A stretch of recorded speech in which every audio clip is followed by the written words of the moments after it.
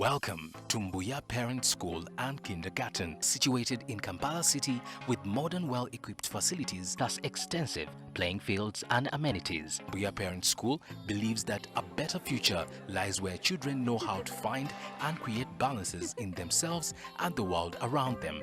This explains our fusion of academic subjects and co-curricular activities. There are many opportunities presented to them to flourish both in and outside the classroom. I want to become a president when I grow up. I want to be a pilot. I will be the best fashion designer. Moya Parent School, the sky is our limit. Dear candidates, I welcome you back yet to another lesson of English. I'm your teacher, Kabale Moses, and we are still on our topic of letter writing, but the grammar components or the grammar aspects of letter writing. The last time we attended the lesson, we are looking at some structure, and I gave some activity for you to do. But I expect you to be seated comfortably with your dictionary, your workbook, and any other essential materials that you may need during this lesson. So I want you to pay maximum attention as we go through the activity that we had last week. Remember, we were writing sentences using the structures should, must, need to, and ought to. So the activity went as follows. Number one, I need to write a letter to my aunt this week. That sentence means the same as I should write a letter to my aunt this week. So if you got it correct, take a note. Take note. Our question 2 was, they need to post their letters before 4 o'clock. They need to post their letters before 4 o'clock. The instructions say, write the sentence using ought to. Remember, the word ought to and need to mean the same thing. So it's just a matter of replacing. Therefore, what is the easiest way of saying it? Right. They ought to post their letters before 4 o'clock before o'clock. Thank you. Next question was, she needs to learn how to write informal letters. She needs to learn how to write informal letters. What's the right way of using must to replace need to? Great. She must learn to write. She must learn how to write informal letters. That's our response for number 3. Number 4, let us all read. Thank you very much. You need to buy a stamp and put on your letter before posting it. Need to, like we have already seen, means the same as should. Therefore, simply, you say, you should buy a stamp and put on your letter before posting it. Thank you very much. Let's move on to our question number 5. Question number 5. Let us all read it. Thank you. The question says, I needn't write a letter to my aunt because she's out of the country. That means it is not necessary to write. Therefore, another way of saying it is not necessary, or showing the necessity, showing that it is not necessary is, I shouldn't write a letter to my aunt because she's out of the country. Very good. Next question.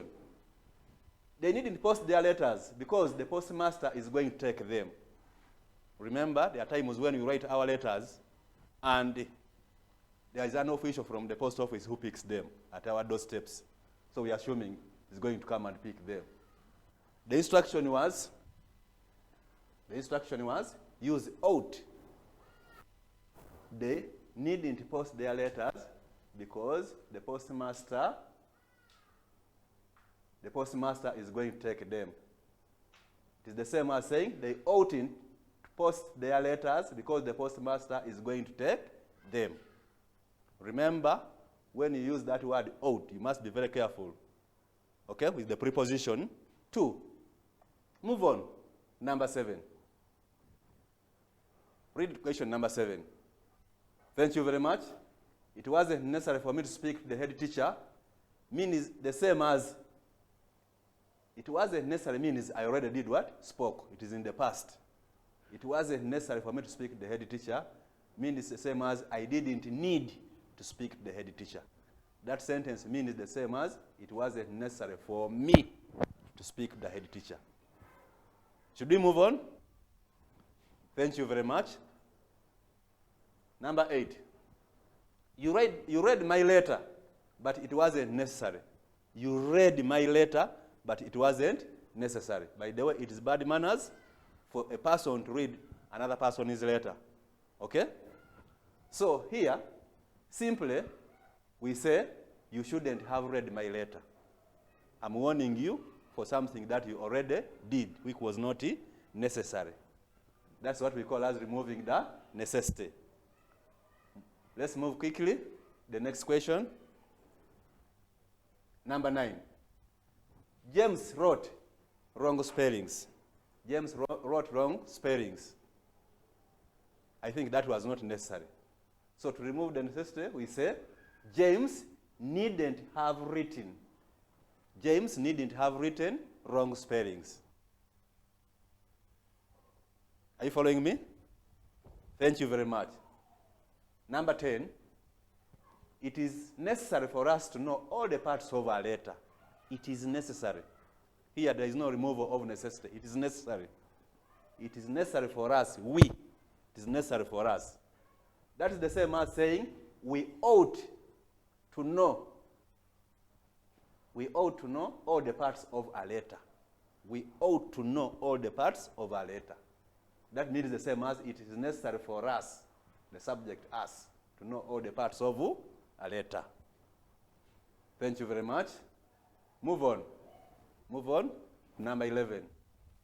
There was no need for Anita to read through the whole letter.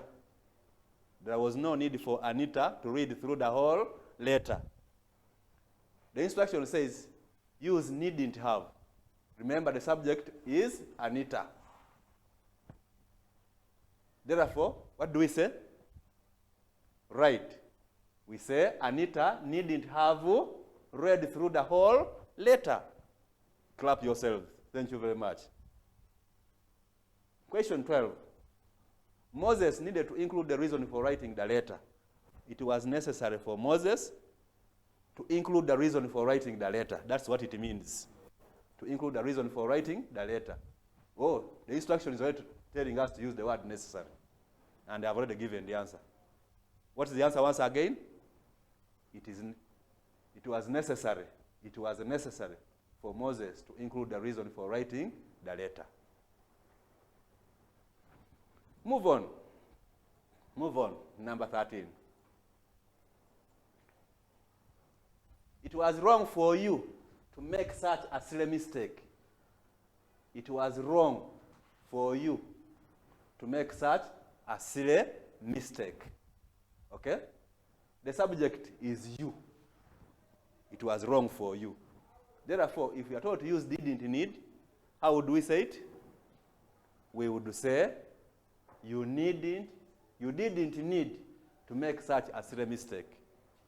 You didn't need to make such a silly mistake. Move on. Number 14. It was necessary for the motorist to drive. It was not necessary, sorry. It wasn't necessary for the motorist to drive carelessly on a busy road. It wasn't necessary. Did the motorist drive carelessly? The answer is yes. Okay? Therefore, we are regulating the act of having driven. So, the motorist, the subject of the sentence, or the person you're talking about in the sentence, shouldn't have driven. Shouldn't have driven carelessly on a busy road. So, as a regret, the action already took place. That's why we are now bringing in driven, okay, instead of drive. Lastly,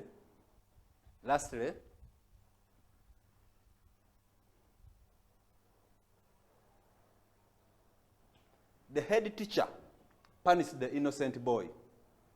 The head teacher punished the innocent boy. Okay? That means that it was not necessary for the head teacher to punish the innocent boy. Okay? In another way, what would we say? Using needn't have, very good. We would simply say the head teacher needn't have punished the innocent boy because there was no reason. It was not necessary. So, look at your answers and compare with the answers that we have just discussed and find out whether you are able to get all the questions, the answers right. Welcome back to today's lesson. Remember, we've just been doing corrections of the previous work. And today, I think we are summarizing our topic of letter writing, grammar, because we are supposed to look at formation of adverbs. Remember, adverbs are not new. We have ever learned about them right from lower classes. But our emphasis today is going to be on formation of adverbs. Formation of adverbs. Remember, our topic is still letter writing. Many of you know what adverbs are. Just remind ourselves, what are adverbs? Okay? Adverbs can be described in many ways. In many ways, I will just use a few. We can say adverbs are words that show how, when. They show how, when activities are done. How and when activities are done. When you check into your dictionary, which we are having now, some dictionaries say adverbs are words that modify verbs. They are like adjectives. They are modifiers. To modify means to add more meaning. Remember, when we are looking at adjectives, we say that adjectives are words that modify nouns and pronouns. But in this case, adverbs are also modifiers, but for them they modify verbs.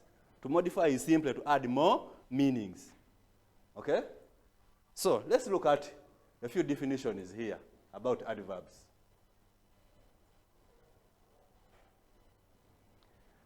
I've told you that they are modifiers.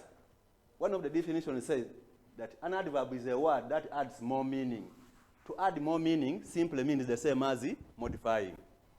Another writer says an adverb is a word that describes. The word describing, to describe, means the same as adding more meaning. You may also come across this one. An adverb is a word that modifies. So we have three keywords in this lesson: to modify, to add more meaning, and to describe. So, but what do they describe?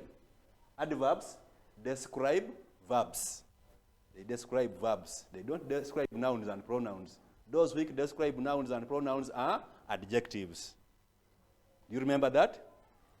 Right. Let's move on. Now, when we are forming adverbs, just like adjectives, we use what we call as suffixes. Suffixes. Do you remember what a suffix is? You can look it up in your dictionary. Right. If you check in your dictionary, you discover that a suffix is simply a group of letters. A group of letters that are added to a main word in order to come up with a new word. Okay? We use suffixes to serve very many purposes. Sometimes we use them when we are writing opposites of words. Sometimes we use them when we are writing plurals of words. But in today's lesson, we are using them to write adverbs or to form adverbs from adjectives and nouns. And here are the suffixes I'm talking about. Adjectives that you simply add letter Y. So Y here is not representing not representing a letter. It is representing a suffix, which is going to be added to a word to come up with a new word. Others, we shall add ly. Others, we shall add ily. And a few others may add fully or lessly. You have ever come up across these categories of adverbs. So, we move on. Like I've told you at the beginning, I said most adverbs are formed from adjectives. Actually, the majority of adverbs are formed from adjectives, though a few are formed from nouns. Okay?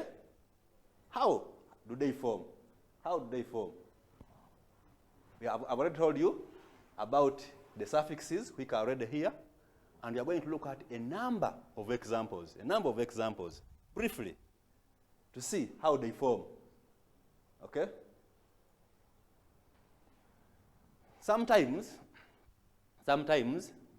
we form adverbs by simply adding that suffix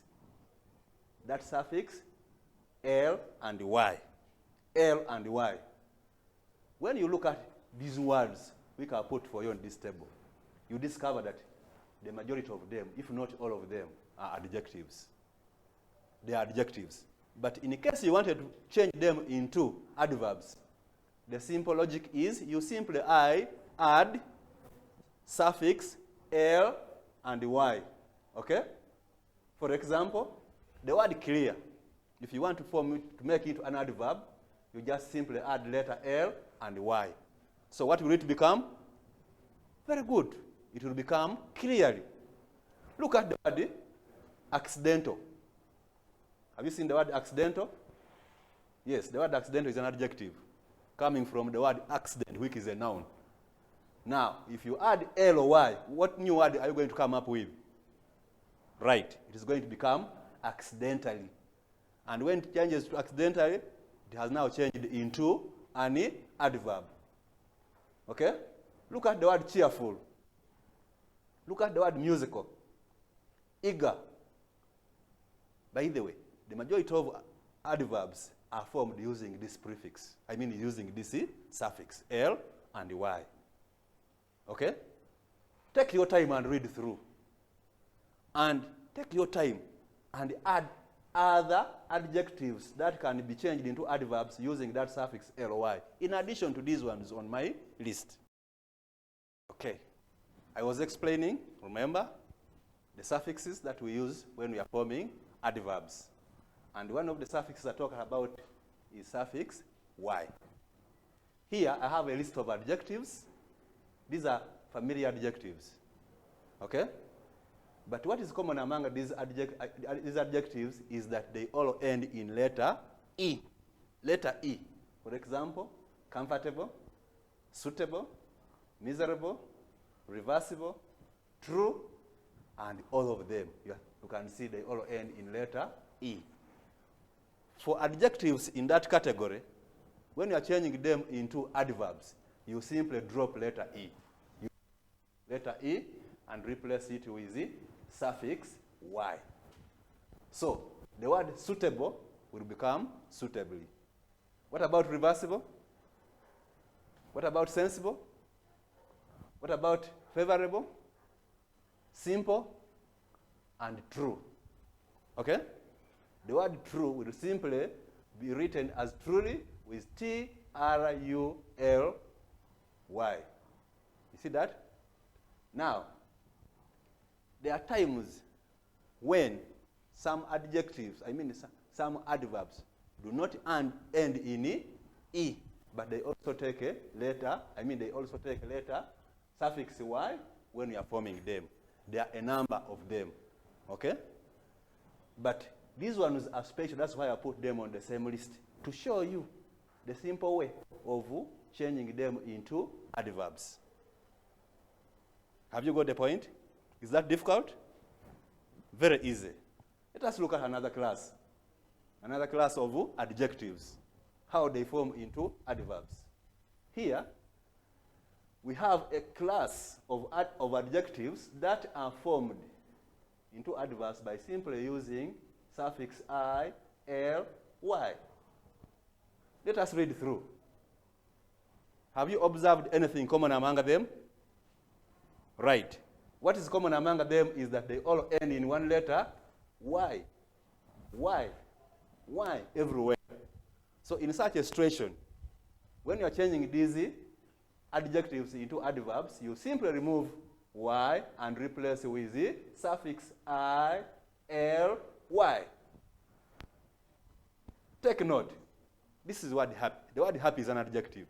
If you want it to be turned into an adverb, You remove Y and replace with the ILY. And therefore, what will it change to? Again, it will change to happily, heavily, clumsily, lazily, satisfactorily, plus very many others. There are very many adjectives in this category which are formed into adverbs using that suffix. Okay? We are looking at another class of adverbs. That end in FULY or LESSLY.